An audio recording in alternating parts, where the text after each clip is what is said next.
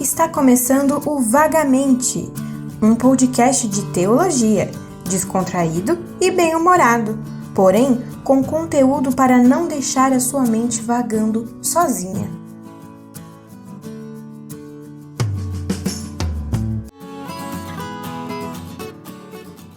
Fala, seus perturbador de filisteu. Fala aí, ô marreta santa. E aí, galera? Quanto tempo?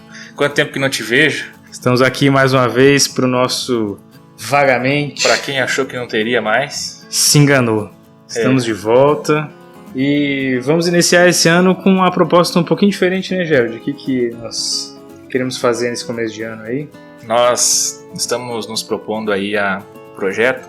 Como nós também estamos com dificuldades nisso, de achar informações, conteúdo relacionado aí a algumas cartas, a alguns livros da Bíblia, a gente está fazendo essa pesquisa e tentando dar uma sintetizada nela aqui, uma resumida, para facilitar o entendimento desses livros. Então a ideia é trazer isso de uma maneira para auxiliar, né, vocês, as pessoas que vocês conhecem, a prepararem um sermão, um devocional de maneira correta, um estudo para um pequeno grupo, enfim, tudo que você precisa ensinar na escola bíblica para a gente poder ter um panorama para iniciar esse trabalho de estudo. A gente chama esse trabalho do arroz com feijão.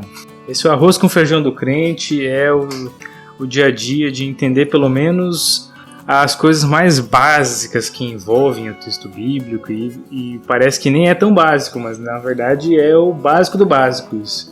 Compreender o contexto, a autoria, que tipo de carta, quando que foi escrito, para quem que foi escrito, com que propósito que foi escrito, porque nós sabemos que é esse tipo de cuidado que nós temos com o texto bíblico. A gente não devemos pegar qualquer texto e ler de qualquer forma e apresentar de qualquer forma. A gente tem que ter esse tipo de cuidado, de um mínimo de conhecimento. Então essa é a nossa intenção. E qual que é o texto de hoje? Por onde iremos começar, Gerard? Qual é o nosso primeiro livro da Bíblia que iremos trabalhar?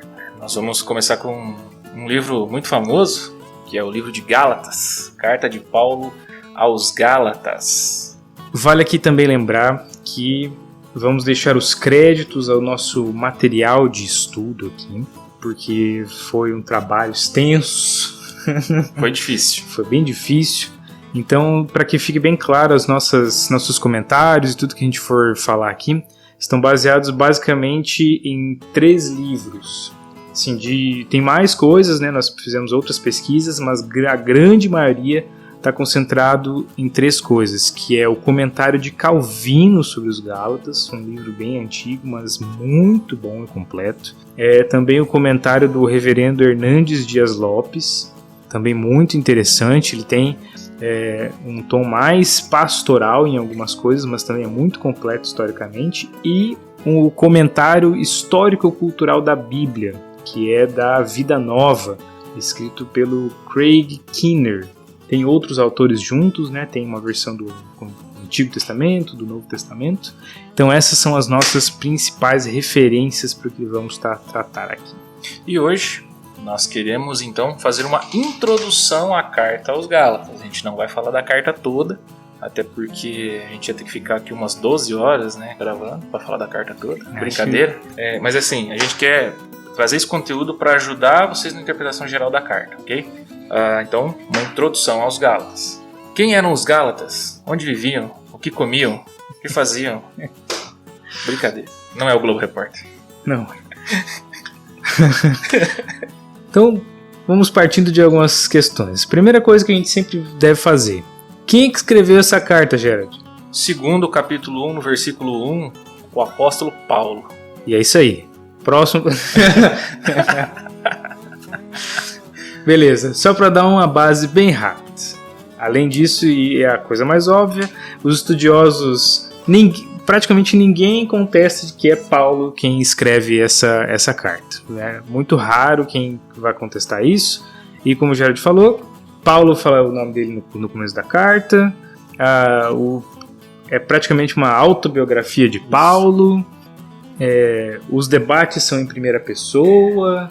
Para dizer que não é Paulo o autor, você tinha que tirar uns 60% quase da carta ali, porque toda a argumentação dele é baseada no evangelho que ele pregava, na forma como ele pregava, com as bases teóricas que ele pregava. Então não tem como contestar ali a autoria de Paulo. Então vamos lá. Quem são os Gálatas? Bem, os Gálatas viviam então em uma parte da Ásia Menor. Gálatas é uma região, a região da Galácia. É uma província dominada pelo Império Romano. Então são várias cidades ali e várias igrejas. O que acontece aqui é que essa província da Galácia provavelmente foi visitada na região sul, alguns comentam, né?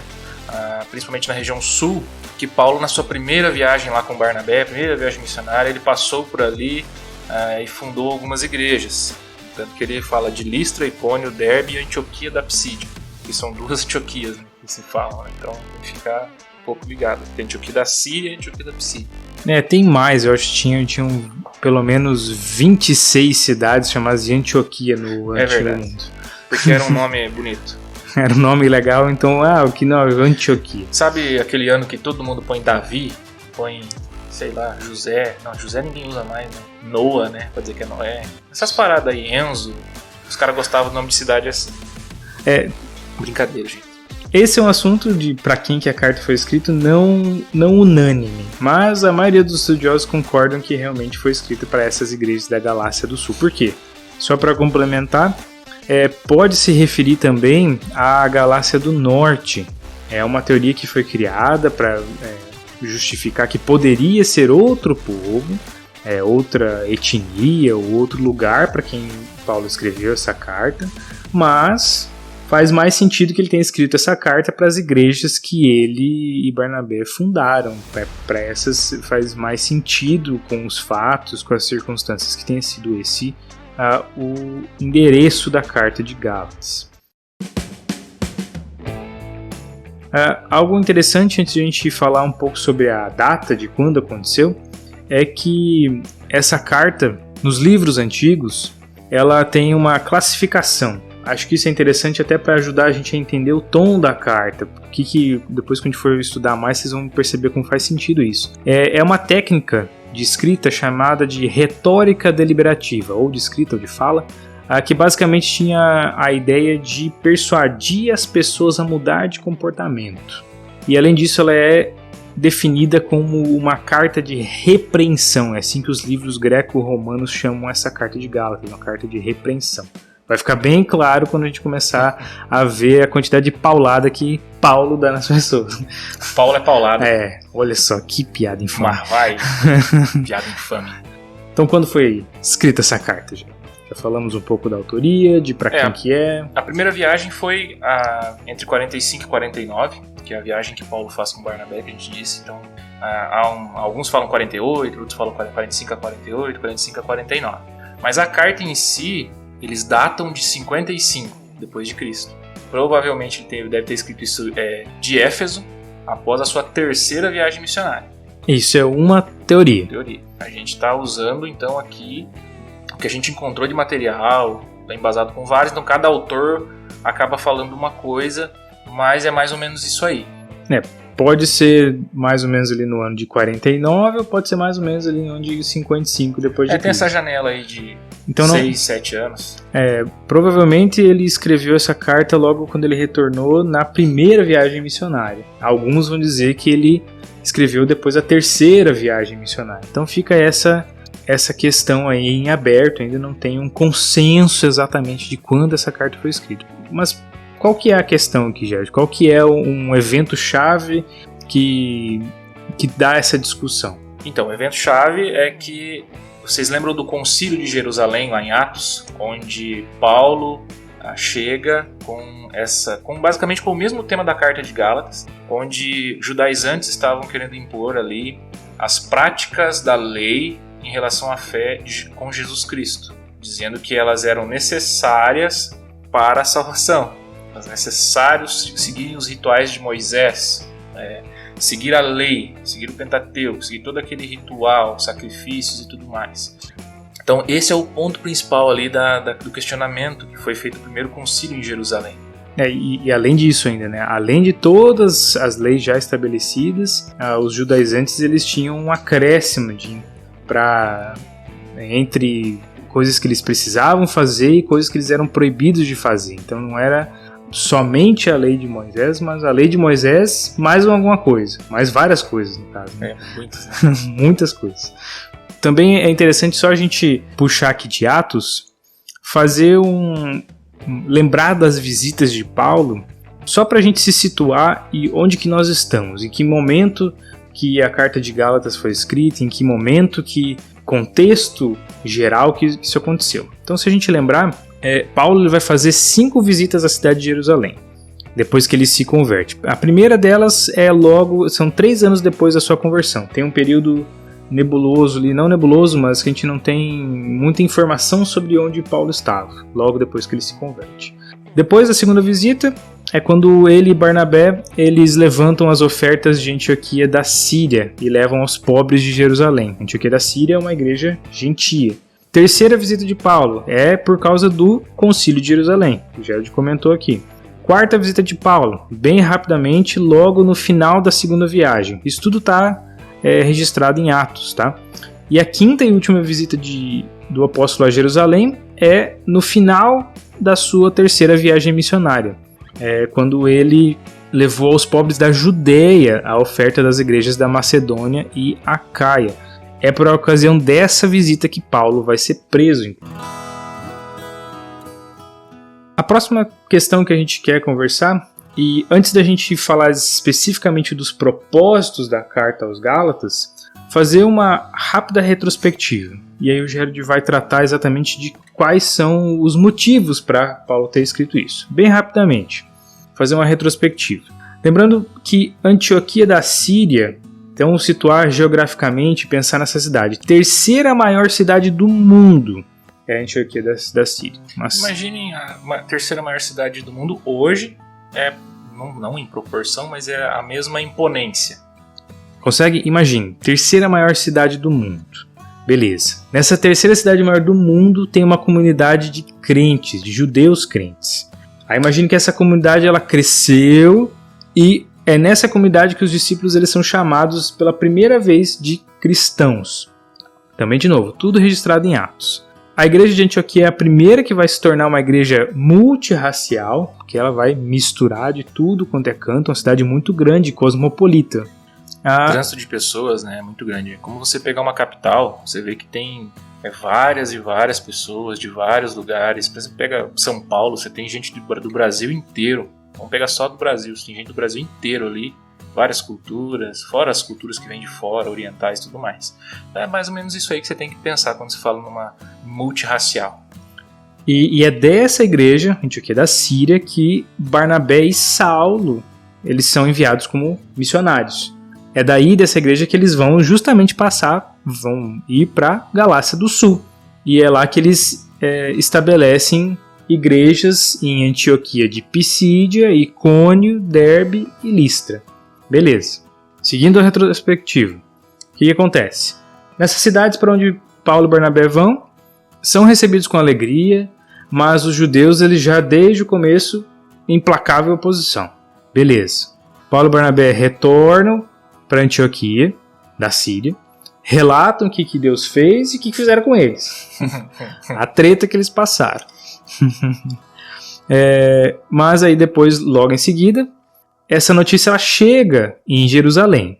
Beleza, de Jerusalém descem os fariseus, os judeus crentes, e começam a perturbar os irmãos em Antioquia. Eles são confrontados por Paulo e Barnabé, e por eles serem ligados à igreja de Jerusalém, é que Paulo levanta essa questão com os apóstolos e presbíteros de Jerusalém. É nessa ocasião, Atos 15, que vai acontecer o concílio de Jerusalém. O concílio de Jerusalém, como o Jair já falou, vai perceber que os judaizantes estão errados. Não faz sentido que os gentios tenham que se tornar basicamente judeus para que eles possam receber o evangelho. Beleza. Essa decisão do concílio ela é divulgada nas grandes igrejas, Antioquia, Síria, Cilícia e também na Galácia do Sul. Ok. É aqui que a gente começa a entrar nos propósitos da carta. Porque mesmo com essa decisão do concílio sendo divulgada, a igreja continua sendo perturbada. Principalmente a igreja gentílica continua sendo perturbada por esses que acham que não é só isso, não é só o evangelho. Eles precisam cumprir toda a lei mais os acréscimos da lei. Então nós vamos entrar então nos propósitos, nos objetivos da carta, do porquê Paulo escreveu essa carta. A primeira coisa que a gente tem que pensar é que Paulo ele começa defendendo-se das acusações feitas pelos falsos mestres, que estavam se opondo a ele, dizendo que estavam amparados por Pedro, Tiago e João, porque eles vinham de Jerusalém. Então, imagina, Jerusalém é a igreja, é a matriz, é a central. Aí você vem de Jerusalém, em qualquer lugar que você chega, as pessoas elas te respeitam. Só que esses caras estavam usando esse respeito para chamar para si uma autoridade que eles não tinham, que era a autoridade apostólica. E ainda tinham a cara de pau de dizer que estavam amparados pelos pilares ali da igreja, como dizem Atos, que é Pedro, Tiago e João. Então Paulo já começa, um dos intuitos é esse, é quebrar isso, provando que eles não estão amparados não estão sendo apoiados por Pedro, Tiago e João, nem pela igreja de Jerusalém, nem pela igreja de Cristo, nesse ponto. E também é uma defesa dele próprio, né? Paulo ele tem que garantir que ele é um apóstolo de Cristo. Porque eles também estavam questionando o apostolado dele. Em segundo lugar, que a gente colocou aqui, era ensinar que todos, judeus e gentios, são salvos por meio da expiação de Jesus Cristo se tiverem fé nele, e não por confiarem em rituais da lei de Moisés. Sendo que então os rituais aqui em si não era o grande problema, né? Porque Paulo até cumpre alguns rituais em Atos, né? Ele faz a circuncisão em Timóteo, ele faz o ritual lá que raspa a cabeça, aquele ritual de purificação. Então você percebe que o problema em si não era o ritual, o problema é a noção impiedosa que eles estavam colocando de que você precisava fazer os rituais para ter salvação em Cristo. Ou seja, você precisa fazer algo para ser salvo. Esse era o ponto que Paulo estava defendendo aqui. Vale lembrar que esses judaístas, ou judaizantes, como queira, na verdade, no Antigo Testamento são encontrados, e eles contavam, 613 mandamentos, sim, 365 ordens e 248 proibições. Então, se você for fazer uma contagem do Antigo Testamento, tem tudo isso. Já não é pouca coisa. Mas aí eles pegavam todos os 613 e acrescentavam coisas ainda, ao que eles chamavam de tradição dos anciãos. Porque o povo judeu ele era um povo muito... sim, não. Você tinha que dizer para eles, faz assim e assado. Por que você vai ler a lei? Ela é assim, faça isso, não faça aquilo. Faça isso, não faça aquilo. E aí você pensa, além de tudo aquilo que o próprio Deus já tinha dado ali a Moisés, os caras acrescentaram mais coisas. Ou seja, ao invés de os caras... Não que eles acrescentassem isso na intenção de dificultar, é porque eles ficavam discutindo, mas isso aqui, até onde eu posso ir? Até onde realmente eu posso chegar com isso? O que eu posso fazer? O que eu não posso? Então eles iam trazendo essas discussões e iam aumentando ali. É como se eles fizessem uma emenda constitucional ali, né? Isso. Na lei de Moisés. É porque assim, vamos pegar um exemplo bem simples. Vamos dizer assim, como é que eu... Imaginando, né? Como é que eu respeito a questão do sábado? Então, o que é um trabalho, o que não é? Como é que eu respeito o que pode ser feito e o que não pode ser feito? Então eu vou criar aqui, vou sistematizar um jeito de não cumprir pecar. Com isso, de não pecar. Basicamente é isso. Fique bem claro, né? A gente não está concordando com nada disso, só explicando como que é a intenção, a ideia, a linha de raciocínio deles. Se eu tenho que cumprir com esse monte de coisa, como é que eu faço? Eu vou estabelecer um monte de pequenas regras para me ajudar a cumprir com isso, vamos dizer assim. Existe muita gente dentro do contexto evangélico que ainda pensa assim, né? Tem que ficar sistematizando umas coisas, mas beleza. Vamos tocar o barco. Então o terceiro é esclarecer qual era o papel da lei de Moisés no plano de Deus. Que devido à desobediência dos israelitas acrescentou temporariamente a lei de Moisés para prepará-los para a vinda de Cristo, do Messias. No entanto, o acréscimo da lei de Moisés não cancela essa promessa de que o Salvador viria, que ele traria uma o evangelho, as boas novas, um reino, como foi prometido nos profetas. Então, o problema de acrescentar alguns preceitos da lei à fé é que eles faziam isso como se fosse condição para a salvação. E além disso, algo que é importante a gente deixar bem claro, Jesus, quando ele veio para cumprir a lei e inclusive até elevar alguns pensamentos sobre a lei. O que é criticado aqui fortemente por Paulo são essas adições à lei e colocar o cumprimento da lei como condição para a salvação. Esse é o grande problema que está sendo tratado aqui. Inclusive, Paulo, quando ele fala várias vezes na carta de Gálatas sobre um outro evangelho, é justamente a isso que ele está se referindo. Ele está falando dessa combinação de cristianismo com judaísmo. É justamente disso que ele está falando, é tentar fazer uma combinação. Só o evangelho não é o suficiente, a gente tem que acrescentar algumas coisas aqui para ajudar. É disso que Paulo está falando. Não, isso é um outro evangelho, ao qual vocês não devem escutar. O quarto propósito, o quarto motivo da carta aos Gálatas, então é explicar essa diferença entre a aliança que Deus fez por meio de Moisés, que a gente chama de antiga aliança, e a aliança a nova aliança feita em Cristo.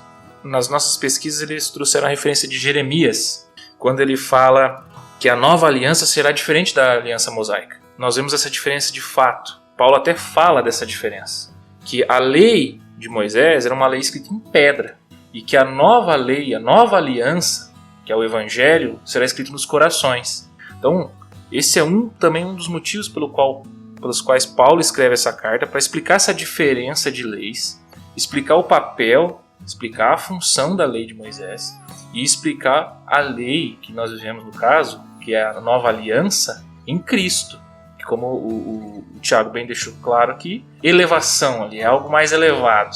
E o quinto que a gente colocou, que é exortar aos santos a viverem pelo Espírito, deixando de lado as obras da carne, vivendo guiados pelo Espírito Santo, demonstrando o que ele chama de frutos do Espírito. Porque ele fala, no final das obras da carne, daí ele vai falando, dá uma lista, daí ele fala, pois o fruto do Espírito e dá mais uma lista.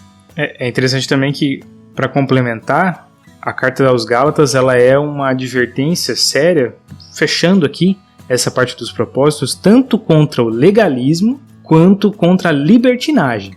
Porque viver pela graça, não viver sobre a escravidão da lei, não significa justamente esse primeiro ponto, não se colocar debaixo do jugo da lei é um problema, mas também achar que por vivermos sobre a graça, não mais sobre a lei, é desculpa para pecar. Então, Paulo bate nos dois lados aqui, não tem espaço para ser legalista e nem libertino aqui. Não tem como afrouxar os padrões por qualquer motivo. Então, os dois extremos são contrariados aqui e Paulo faz isso muito bem. Porque, basicamente, a exigência principal é o exercício do amor. É em amor que tudo ocorre bem. Só destacar agora, pessoal, algumas características especiais, algumas curiosidades dessa carta de Gálatas, bem rapidamente, só para a gente ter um panorama, e depois nós finalizamos com algumas ênfases e um resumo dos capítulos. Mas algumas curiosidades. A primeira, Gálatas é considerada a carta mais apologética de Paulo. Apologética porque esse conteúdo é de defesa mesmo, tanto do apostolado dele como da sua teologia. Segundo, Gálatas provavelmente deve ser a carta mais antiga escrita por Paulo. Inclusive, Gálatas é considerado provavelmente o primeiro livro canônico do Novo Testamento. Então, já tem um lugar especial aí na história a carta de Gálatas. Em terceiro, Gálatas é o segundo livro mais autobiográfico de Paulo. É um dos livros que mais contém a história de Paulo, tudo que ele passou, tudo que ele viveu. Só a segunda carta aos Coríntios tem mais esse aspecto do que a carta de Gálatas. E por fim, uma outra curiosidade, acho que é uma das mais interessantes que a gente encontrou aqui na nossa pesquisa, é que provavelmente Gálatas é a carta mais rica em figuras de linguagem.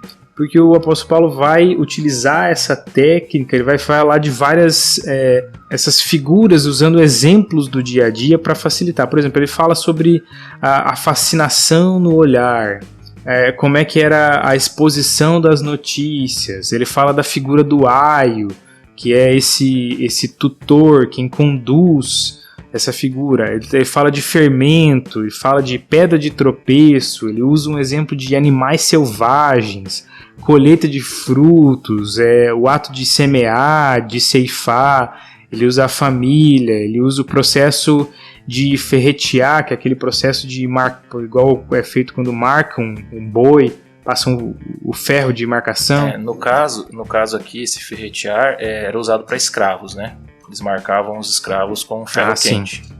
Mas essas metáforas, assim, é interessante porque essas figuras elas mostram a gama de interesses e de conhecimento do apóstolo Paulo. Mostram um pouco de quantos recursos ele tinha para proclamar a mensagem. Muito interessante isso aqui. Então, agora feito esse pequeno panorama, óbvio que na pesquisa aqui você vai acabar achando mais coisas, mas a gente vai querer dar um resumo dos capítulos. Paulo desenvolve cada capítulo aqui, o que ele fala mais ou menos, só para vocês, quando forem dar continuidade aí numa leitura ou num estudo, vocês já estarem mais amparados aqui.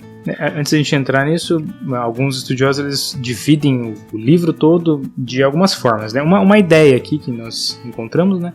Você pode dividir, por exemplo, os capítulos 1 e 2, eles tratam sobre como se fosse o apóstolo da liberdade. Ou alguns vão chamar essa primeira parte de a origem do evangelho. Então é uma ideia de esboço. Capítulos 3 e 4 pode ser chamado de a doutrina da liberdade ou então a defesa do evangelho. Essas duas formas, tem mais formas de dividir, muitas, mas essas foram as que a gente encontrou. E os capítulos 5 e 6 é a vida em liberdade, né, ser colocada em prática, ou a aplicação do evangelho. Basicamente você pode dividir toda a carta nesses blocos, né? Fica mais fácil de compreender também. Esses blocos aí. Então, capítulo 1 e 2, Paulo ele escreve aos santos da Galácia porque eles haviam se desviado e seguido ensinamentos falsos, dos falsos mestres.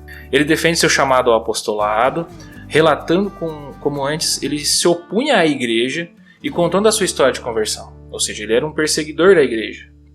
Paulo também salienta que recebia as revelações diretamente de Deus e esclarece que seu ministério aos gentios foi aprovado pelos apóstolos, que é aquela primeira visita, né? Antes de ele fazer a viagem. Ele declara que, em certa vez, teve um atrito com Pedro, que é muito famoso nessa carta. Todo mundo lembra que Paulo deu uma nos dedos de Pedro ali, não sei porquê, né? Numa questão, então, que era relativa aos santos gentios, né? E ele também ensinou que, nos capítulos 1 e 2, que as pessoas não são justificadas pelos rituais da lei de Moisés, mas sim pela fé em Jesus Cristo. Esses são o capítulo 1 e 2. No capítulo 3 e 4, Paulo então defende a mensagem do Evangelho. Ele ensina que Abraão é um exemplo de alguém que foi justificado pela fé e não pelas obras de Moisés. Até porque Abraão vem antes, né? Que por meio da expiação de Jesus Cristo, ele redimiu toda a humanidade da maldição da lei. Ele fala também que o propósito da lei de Moisés era servir como aio, que é o que o Tiago falou, de tutor para nos conduzir a Cristo. Fala também que por meio da fé e o batismo, os santos recebem as bênçãos da expiação, fazem uma espécie de convênio do Evangelho e tornam-se herdeiros de Deus por meio de Cristo. E com isso deixam de ser servos e passam a ser filhos de Deus. No capítulo 5 e 6, Paulo exorta aos Gálatas a permanecerem firmes nesse convênio do Evangelho oferecido por Cristo. Ele também compara a vida de prática, as obras da carne, com aquela que é das obras dos frutos do Espírito, como a gente comentou antes. Então ele ensina que os santos devem levar as cargas uns dos outros e não se cansar de fazer o bem. E o conceito daquilo que colhe-se o que se planta, né, também tem no final dessa carta. Então, se a gente pudesse fazer um resumo rápido, os 3 principais temas dessa carta. Primeiro, liberdade cristã, no sentido de que, uma vez que Cristo tomou sobre si a maldição da lei, nós somos livres agora do pecado E agora nós temos condição de não fazer certas coisas. Não é só quando nós somos livres, não quer dizer que nós somos livres para fazer qualquer coisa, mas também somos livres para não fazer as coisas. Somos livres para sermos escravos de Cristo, por exemplo. Eu tenho essa liberdade que eu não tinha antes, quando eu era escravizado pelo pecado. Também não quer dizer, novamente, não é motivo para ser libertino, ser licencioso e achar que qualquer coisa pode ser feita. É sempre a fé em Cristo sempre atua mediante o amor e dessa forma que se cumpre a lei de Cristo. Segundo tema principal, justificação pela fé. Essa é a pedra fundamental da reforma protestante, esse exemplo de Abraão como o pai da fé. Ele não foi justificado por obras, mas foi pela fé. E o propósito da lei, né, que não é salvar, mas convencer o homem do pecado, tomá-lo pela mão e então levar ele ao Salvador. E por fim, essa suficiência da obra de Cristo. Uma questão muito importante é que os judaizantes eles eram o que a gente chama de sinergista, e não como nós acreditamos no monergismo. O que é isso, bem rapidamente? Sinergista é aquele que entende que a salvação ela é, vamos dizer assim, parte de um, parte de outro. Então, uma parte é de Deus, uma parte é do homem. Nós temos parte na nossa salvação, nossas obras contribuem. Não é assim que nós entendemos, que a salvação é completamente uma obra divina. É isso que quer dizer o monergismo. De um. Vem só de um lado, não um somatório, apenas a salvação vem somente de Deus.